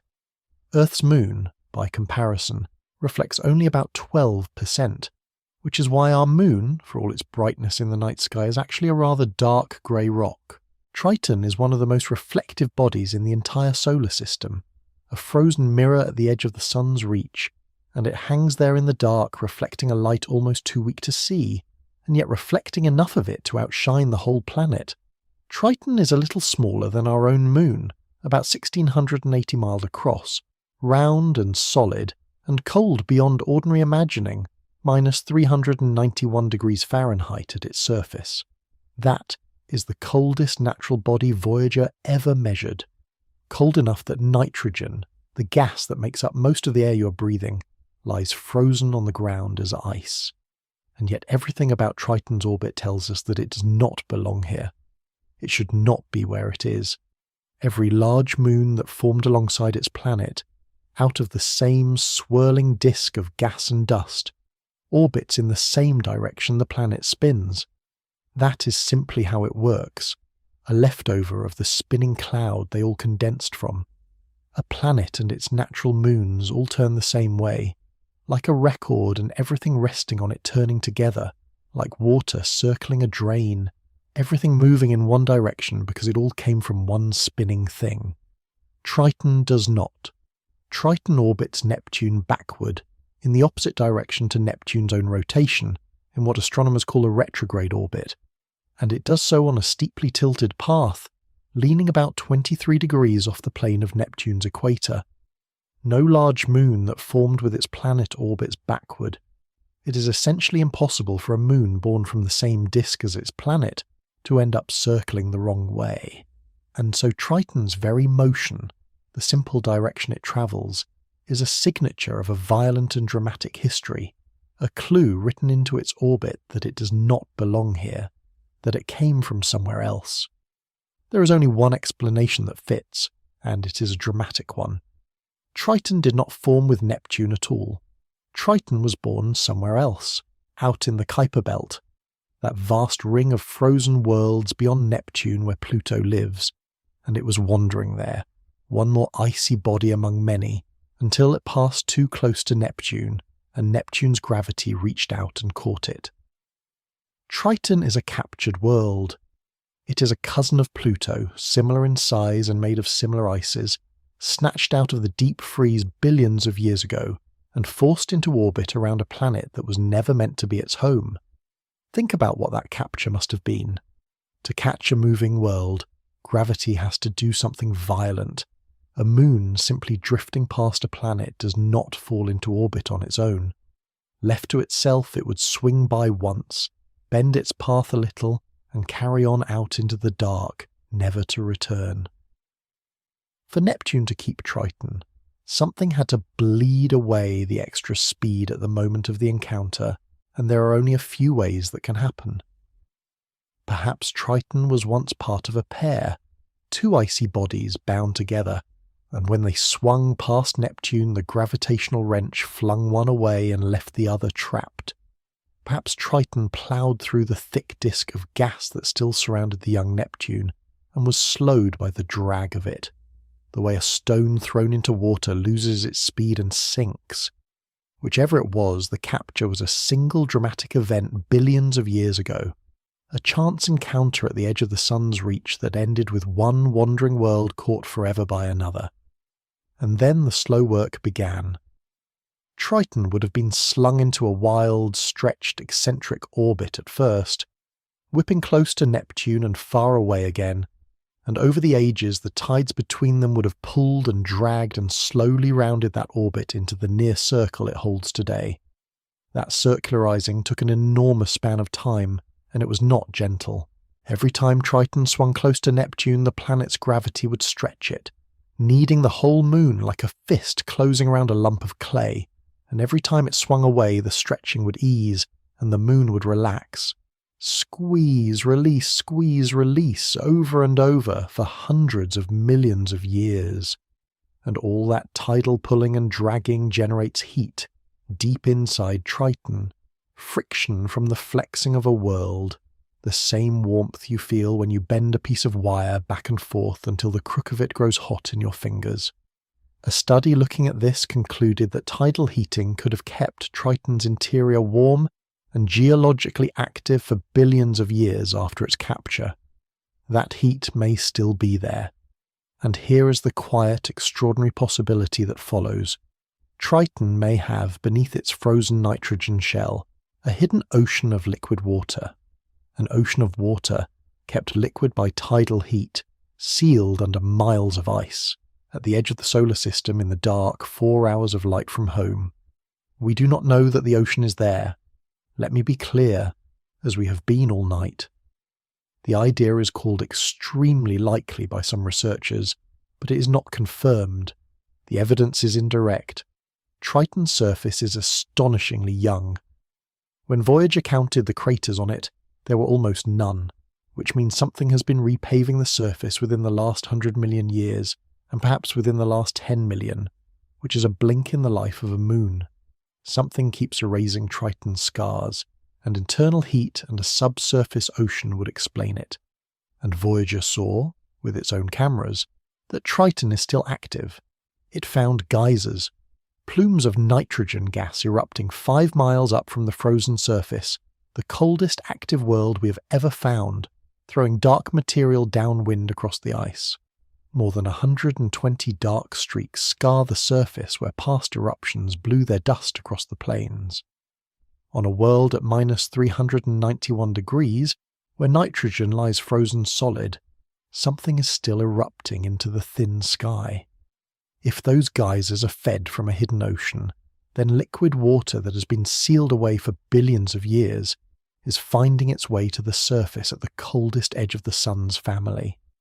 The surface Voyager saw was like nothing else, a cap of pinkish methane frost near the South Pole, a wrinkled, dimpled region near the equator that the scientists called cantaloupe terrain, because it truly looks like the skin of the fruit, a texture found nowhere else in the solar system, ridges and dimples pressed into the frozen ground as if by an enormous thumb, flat plains of frozen nitrogen, and everywhere those dark plume streaks blown downwind by a whisper-thin nitrogen atmosphere, more than 120 of them fanning out across the ice like the shadows of long-vanished eruptions. If you could stand on Triton, and you would need to be very well protected to survive even a moment there, the strangeness would be total. Triton's gravity is so gentle, only about 8/100ths of the Earth's, that a person who weighs 150 pounds at home would weigh about 12 pounds there, light enough to bound across the plains in enormous slow leaps. The horizon would be razor-flat, close and pale. The sky would be a very faint nitrogen haze, nearly black. And hanging in that sky, Neptune, appearing about 8 times the width of the full moon as you know it, a great blue marble face but dim, giving almost no light at all, because the sun that lights it is 900 times too weak to make it bright. You would stand on a frozen mirror of nitrogen in near total darkness under a huge dim blue planet, while somewhere over the horizon a geyser of nitrogen quietly climbed 5 miles into the black. Webb has now added its own new spectral data to what Voyager saw, reading the light reflected off Triton's surface to sort out exactly which ices lie there, and future observations plan to compare Triton directly to Pluto and to the other frozen worlds of the Kuiper Belt, to worlds with names like Eris and Makemake and Haumea, to understand how a family of icy cousins can turn out so differently, one captured and geologically alive and shining, the others drifting free and untouched in the deep, and if that hidden ocean is truly there beneath the ice, then Triton's geysers become something more than a curiosity. They become a window, because water erupting from a buried ocean carries with it whatever chemistry has developed in that ocean, in the dark, sealed away for billions of years. Every drop that reaches the surface is a message from a hidden sea, a sea we cannot see, at minus 391 degrees, at the edge of the solar system, a sea that might have been quietly stirring its own strange chemistry since before life began on Earth. We do not know what, if anything, is in it, but the mere possibility, an ocean of liquid water on a stolen moon at the frozen edge of the sun's reach, is the kind of thing that keeps scientists awake, and, I hope, gently lets you drift the other way. And Triton's story does not end quietly. It ends in destruction, though not for a very long time, because Triton orbits backward, against the grain of the system. Its motion is slowly being braked by the tides it raises in Neptune, and that braking is drawing it inward, closer to the planet, a little at a time, over immense stretches of years. Triton is spiralling in. In about 3.6 billion years, Triton will cross a boundary called the Roche limit, an invisible line drawn around the planet at the distance where a world's tidal forces, the difference in gravity's pull between the near side and the far side of a moon, becomes stronger than the moon's own gravity holding itself together. Inside that line, a moon cannot survive. It is pulled apart by the very planet it orbits. And when Triton crosses that line, it will be torn apart. The moon that was stolen from the Kuiper Belt, held for billions of years, resurfaced again and again by its own hidden heat, will shatter, its rock and its nitrogen ice and its possible hidden ocean broken into countless pieces. And those pieces will spread out into orbit around Neptune, a scattered debris of a ruined moon, slowly stretching and thinning and broadening into rings. In 3.5 billion years, Neptune may wear a ring system to rival Saturn's, brilliant and broad, bright with the fresh ice of a shattered world, assembled from the corpse of its largest moon. A world caught from the dark, held for billions of years, and finally ground into a halo of ice and stone around its captor. There is a strange, slow, poetry in it, the kind of thing to fall asleep to. The knowledge that even the moons and the rings of the outer solar system are stories with beginnings and endings. Chapters in a book so long that a human life is not even a single word in it, not even a single letter. Triton was born free in the Kuiper Belt, was captured, was warmed, and will one day be broken into a ring, and Neptune, patient as ever, will simply keep turning through all of it, wearing first one moon, and then, in the far distant future, a crown of that moon's remains. The rings Neptune already wears are worth lingering on too, because Webb showed them to us clearly for the first time in a generation. There are 5 named rings, and they are named, oddly and beautifully, after the people who unravelled Neptune. Galle, for the man who first saw the planet, Leverrier for the mathematician who predicted it, Lassell and Arago, and outermost of all, Adams, for the Englishman who predicted the planet independently. The Adams ring is the strangest of them because it is not smooth. It contains clumps, thick concentrations of material that orbit within the ring like moons that never quite finished forming, and these clumps have their own names, borrowed from the ideals of the French Revolution: fraternity, equality, liberty, and courage. Arcs of dust and ice named for the hopes of a revolution, orbiting a planet at the edge of the sun's reach. These arcs are a puzzle, and they have been a puzzle since Voyager first saw them in 1989. By the ordinary laws of orbits, a clump of material in a ring should spread out over time, smearing itself evenly all the way around, the way a spoonful of cream stirred into coffee eventually fills the whole cup rather than staying in one place. A clump should not last, and yet Neptune's arcs persist. Thick concentrations of material sitting in one stretch of the ring, while the rest stays thin. Something must be holding the arcs together, corralling them, penning them in. The standard explanation is that a small shepherd moon named Galatea orbiting nearby herds the material through the steady rhythmic tug of its gravity, catching the particles again and again as they drift and nudging them back into place, like a sheepdog keeping a flock from scattering. It is an elegant idea, but when Webb looked, the arcs were not quite where the model said they should be. Their positions had shifted from what the orbital calculations predicted, and Keck Observatory had already hinted before Webb that the arcs might be drifting. Something is going on that the standard model does not fully capture. Either the shepherding is more complicated than we thought, or the arcs are actively evolving, drifting and thinning and rearranging in ways we're only beginning to track, perhaps even slowly coming apart over the ages. Even the rings of Neptune, drawn cleanly at last after 33 years of blindness, arrived carrying a new mystery in their positions. That is simply what Neptune does. It answers one question and hands you 2 more, and the material itself is a mystery. Dark stuff that reflects almost no light, likely organic compounds darkened over eons by radiation, the same dark coating that covers Neptune's little inner moons and makes them so much harder to see than the brighter, icier moons of Uranus. Even the colour of the rings and the little moons is a question we have not fully answered. But of all the mysteries Voyager left behind, one stood unanswered longer than any other, and it took until 2025 for Webb to finally solve it. For 34 years, since the day Voyager measured that bizarre magnetic field, scientists knew that Neptune should have auroras. Every planet with a magnetic field has them. Auroras are what happens when particles from the sun, the solar wind, come streaming in and are funneled down along the magnetic field lines into the upper atmosphere, where they crash into the gas and make it glow. Earth has them. The northern and southern lights, curtains of green and red shimmering over the poles. Jupiter has them, vast and violent. Saturn has them. Uranus has them.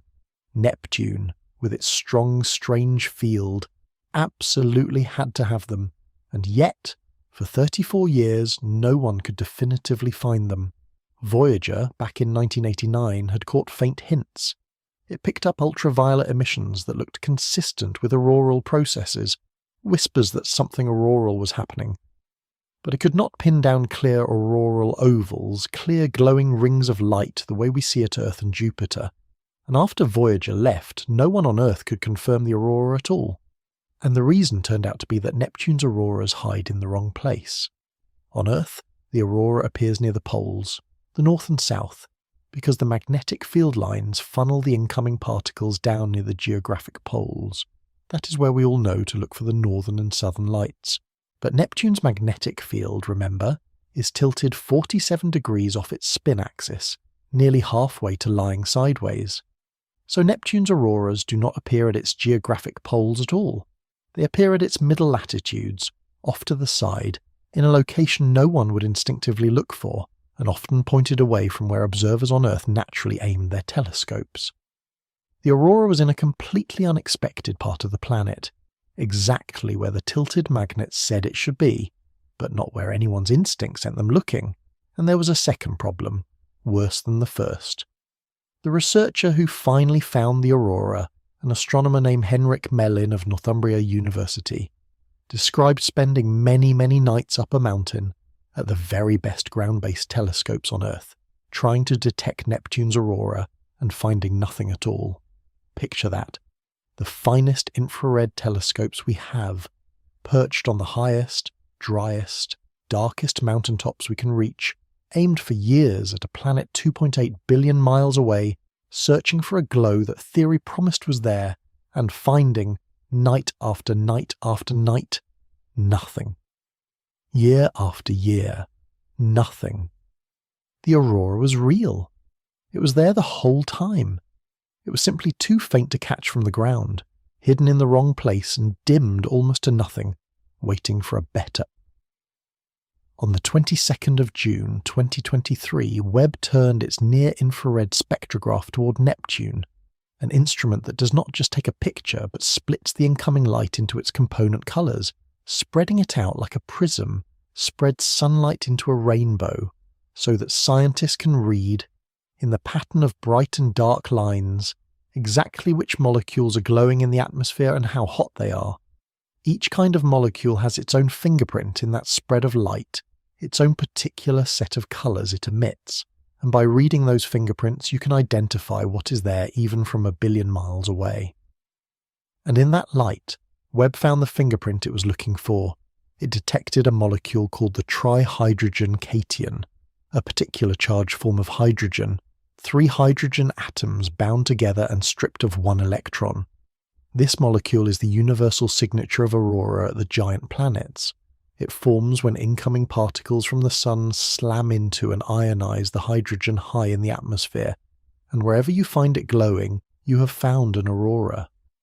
Webb found it in Neptune's southern hemisphere, at exactly the mid-latitudes the tilted magnetic field predicted, in a patch that glowed distinctly brighter there than anywhere else on the planet, nearly twice as dense with that telltale molecule as the rest of the disk. After 34 years, the aurora of Neptune was confirmed, the last of the 4 giant planets to have its infrared aurora found. Jupiter had its aurora, vast and violent. Saturn had its aurora. Uranus had its aurora. And now, at last, in the summer of 2023, Neptune. The set was complete. Every giant planet in the solar system confirmed to glow with the same auroral fingerprint high in its sky. And unlike Earth's auroras, which shimmer in green and red curtains that you can stand beneath and watch with your own eyes, Neptune's aurora is completely invisible to human sight. It glows only in the infrared, in that colour beyond red that your eyes cannot detect. If you were somehow floating above Neptune, looking down with your own eyes, you would see nothing at all where the aurora burns. You would need Webb's eyes, or an instrument like them, to see that faint smear of light at the mid-latitudes, drifting slowly across the planet as it turns beneath its wandering magnetic field. It is a light show performed in a colour no human being has ever seen, on the most distant major planet in the Sun's family, and we only learned it was there in the summer of 2023. But finding the aurora was not even the biggest surprise. The biggest surprise was hidden in what the glow revealed about the temperature of Neptune's upper atmosphere. and it is a genuine unsolved mystery that I want to leave you with as we begin to drift toward the close. Because the brightness of that molecule depends on how hot the gas is, Webb could use the aurora to take Neptune's temperature high up in its atmosphere. And when it did, it read 358 Kelvin, which is about 185 degrees Fahrenheit. That does not sound remarkable until you compare it to what Voyager measured at the same layer in 1989, which was about 750 Kelvin, roughly 890 degrees Fahrenheit. Read those two numbers together and feel the strangeness. In 1989, the upper atmosphere of Neptune was around 890 degrees Fahrenheit. In 2023, it was around 185. Neptune's upper atmosphere had cooled to roughly half its former temperature in 34 years. Something drained the heat out of Neptune's sky, and it did so faster than any process we understand should allow.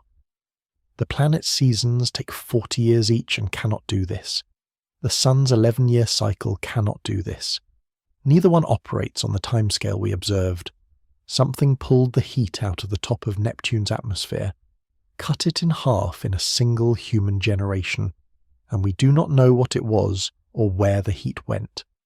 Try to hold the size of that change in your mind, slowly, the way you would hold a smooth stone and turn it over in the dark.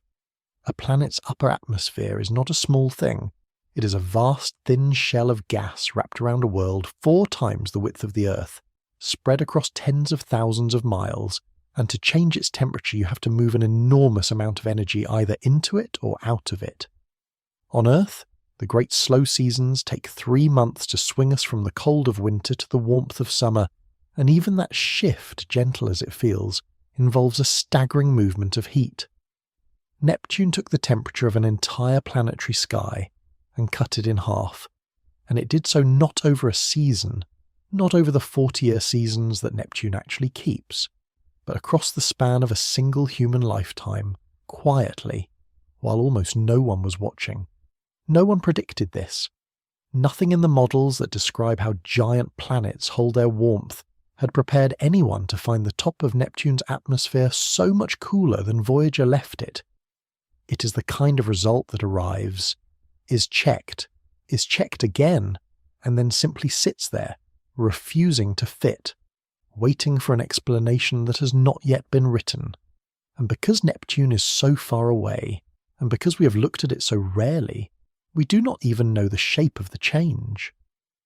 We have 2 points.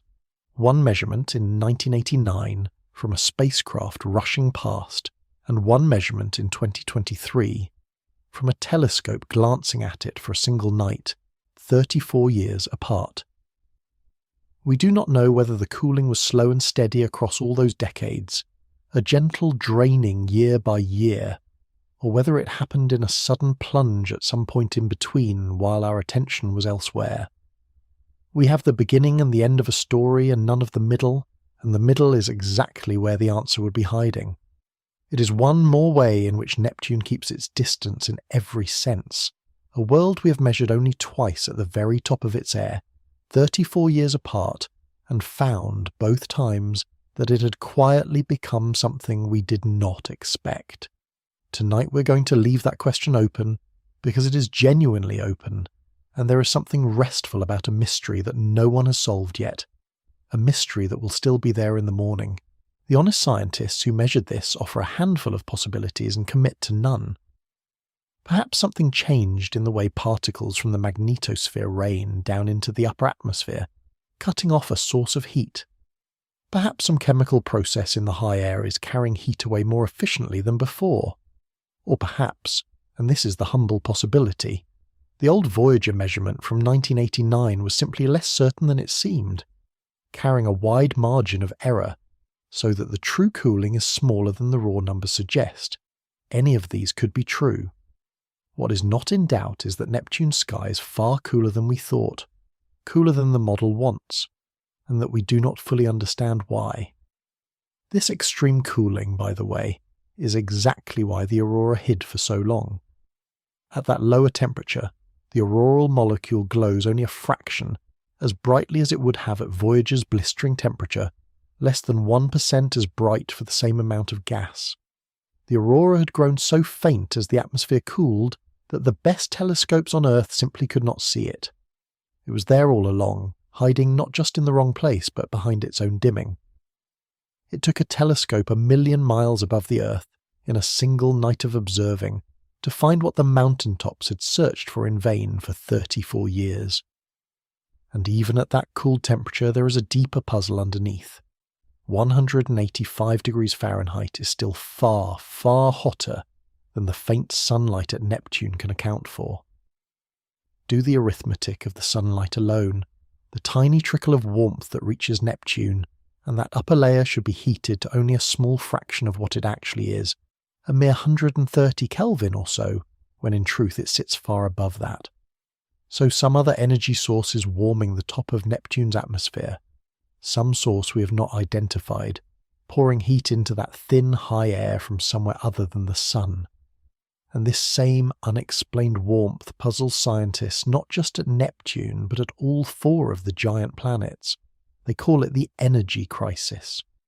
The upper atmospheres of Jupiter and Saturn and Uranus and Neptune are all hundreds of degrees hotter than sunlight can explain, and after decades of work, no one is entirely sure why. Perhaps energy from the auroras spreads out and heats the wider atmosphere. Perhaps waves rising from the deeper layers break high up and deposit their energy there, the way ocean waves break and release their power on a shore. No single answer has settled the question. Neptune now is the strangest case of all, because it carries both halves of the mystery at once. It is too hot to explain, and it is cooling too fast to explain at the same time. Something is heating it that we cannot name, and something is cooling it that we cannot name, and both are happening in the thin, cold air at the top of the most distant major planet in the solar system, 4 hours of light away, on a world we have visited only once.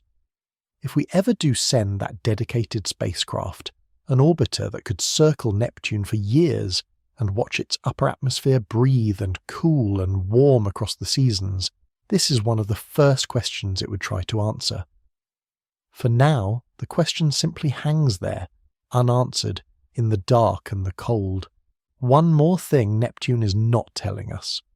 Tonight, we're going to sit with that unfinished quality for a moment, because it is, I think, the truest thing about Neptune. We tend to imagine that the planets are solved, that they are settled facts in a textbook, coloured balls at known distances with known properties, nothing left to learn. And then you look closely at even one of them, the farthest and least visited, and you find that almost nothing about it is truly settled. The magnetic field is a hypothesis. The diamond rain is an extrapolation. The superionic ocean is a laboratory result stretched across a planet we cannot enter. The cloud cycle is a correlation whose mechanism we have not mapped. The temperature is a measurement whose cause we cannot explain. The moon may hide an ocean we cannot confirm.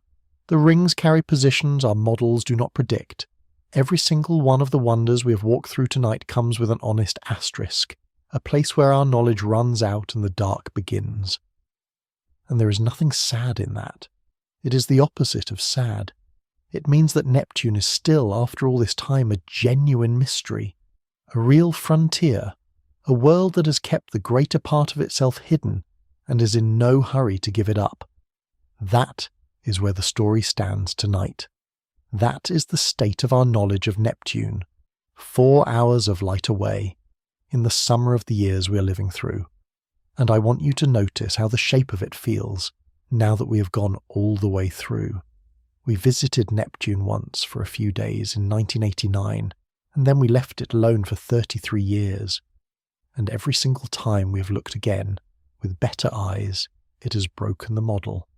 The storm the size of the Earth that vanished in 5 years, the magnetic field that tumbles off-centre, born in an ocean of matter that flows like metal and did not exist in any lab until 2019, the diamonds falling silently in the dark, the clouds that appear and disappear in time with a sun that can barely warm the planet, the temperature that cooled when it should have warmed, the moon that was stolen from the Kuiper Belt and will one day shatter into rings, the aurora that hid for 34 years in the wrong place, behind its own fading light, the upper atmosphere that is at once too hot and cooling, too fast for anyone to explain. Neptune is not the smooth blue marble in the old photographs. It never was. It is one of the most active, mysterious and surprising worlds we know, and we have only just begun to look at it properly. There is talk of sending a dedicated spacecraft someday, an orbiter that could fly a magnetometer through the field at many depths and settle the question of the crystal sea, that could look for Triton's hidden ocean, that could watch the storms form and vanish up close. There are proposals, there are dreams, but nothing is funded and nothing is built, and for now our best eyes on Neptune remain a telescope 1,000,000 miles above your head, stealing a couple of hours here and there from its survey of the deep universe to glance at the forgotten planet of our own sun, and every glance finds something new, so let the last of it settle over you as you drift off, all the strangeness laid out quiet in the dark. Somewhere out there tonight, 2.8 billion miles away, 4 hours of light from where you're lying, Neptune is turning. Its methane sky is deep blue in a sunlight 900 times too faint to warm it. Its highest clouds are drifting, appearing and vanishing at the slow command of a distant star. Far beneath them, in a dark no light will ever reach, diamonds are falling through a hot fluid toward a core the temperature of the surface of the sun. Around that core a crystal ocean flows like metal and pours out a magnetic field that tumbles as the planet turns. Off in the black beside it, a stolen moon shines brighter than its planet, geysers of frozen nitrogen erupting from a surface that may be hiding an ocean, drifting slowly inward toward the day, billions of years from now, when it will shatter into rings. And high in the thin cold air at the top of the world, a faint aurora glows in a colour your eyes cannot see, in the wrong place, at a temperature no one can explain, marking the field lines of a planet that keeps every one of its secrets just a little longer than we expect. Tonight we explored Voyager 2, and the one lonely flyby of 1989, the storm the size of the Earth that vanished without a trace, the winds of 1,300 miles an hour, the planet found by pure mathematics and glimpsed by Galileo 200 years too early, and the 33 years of silence in which Neptune became the forgotten world.